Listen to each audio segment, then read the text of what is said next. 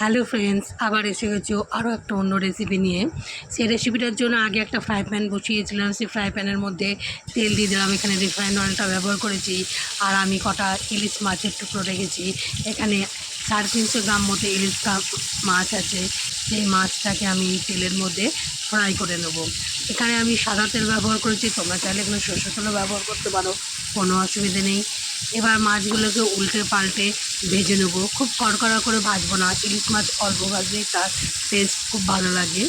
এরকম করে ভাজার পর মাছগুলোকে সব একটা একটা করে আমি তুলে নেব। মাছ ভাজার সময় খেয়াল করবে যেন তেলটা খুব বেশি গরম হয়, তা না হলে অল্প গরম তেলে ইলিশ মাছ দিলে সেই ইলিশ মাছটা ভেঙে যাওয়ার চান্স থাকে। দেখো, উল্টে পাল্টে মাছগুলোকে ভেজে নিলাম, খুব কড়কড়া করে ভাজলাম না। মাছগুলোকে ভাজার পর তুলে নিচ্ছি একটা একটা করে। মাছগুলো তুলে নেবার পর যে তেলটা বেরোবে সেই তেলের মধ্যে ইলিশ মাছের এই ঝোল বা কারিটা তৈরি করব।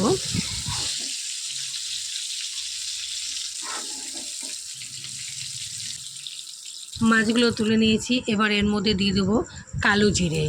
এই কালো জিরেটা দেবো কারণ আজকের রেসিপিটা কালো জিরে দিয়ে তৈরি করব, এবং সাথে লবণটাও দিয়ে দেবো।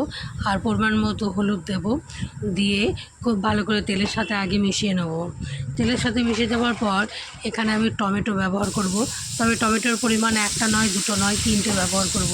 যেহেতু আজকের রেসিপিটা হলো ইলিশ মাছের টক এক রেসিপি, মানে ইলিশ মাছের এই টকটা খেতে এতটাই ভালো লাগে, এতটাই টেস্টি লাগে যে বলে বোঝানোর নয়।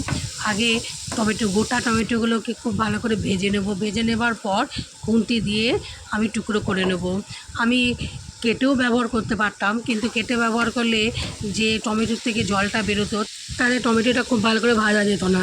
এবার আমি কতগুলো কাঁচা লঙ্কা মাঝখান থেকে চিড়ে রেখেছিলাম দিয়ে দিলাম। এই লঙ্কাগুলো বেশ ভালোই ঝাল আছে। টকের সাথে একটু ঝালটা থাকলে সেই রেসিপিটার টেস্ট অনেক বেড়ে যায়। এবার খুব ভালো করে আবারও ভেজে নেব।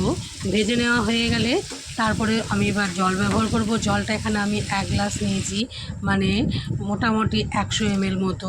তোমরা যেরকম পরিমাণে কারিয়ে রাখতে চাও ঠিক সেরকমভাবে জলটা ব্যবহার করবে। এবার আমি জলের মধ্যে মাছগুলোকে একটা একটা করে উপর থেকে দিয়ে দেবো। মাছগুলোকে দিয়ে আর নাড়ব না, কিছুক্ষণের জন্য ঢাকনা দিয়ে দেবো। মোটামুটি 5 মিনিট ঢাকনা দিয়ে এটাকে রান্না হতে দেবো, যাতে ঝোলটা একটু শুকিয়ে আসে। একটু গাঢ় হলে এটার টেস্টটা আরও বেড়ে যাবে। দেখো, 5 মিনিট পর হয়ে গিয়েছে, ঝোলটা অনেক পরিমাণে শুকিয়ে এসেছে।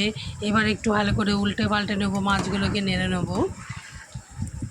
ইলিশকে তো তোমরা অনেক রকমভাবেই রান্না করেছো, একবার এরকমভাবে রান্না করে দেখো, এর টেস্ট অনেক সুন্দর হয়।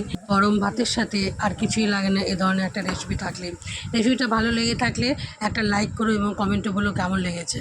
ইউটিউব থেকে ভিডিওটা দেখলে সাবস্ক্রাইব করো, আর ফেসবুক থেকে দেখলে ফলো করো।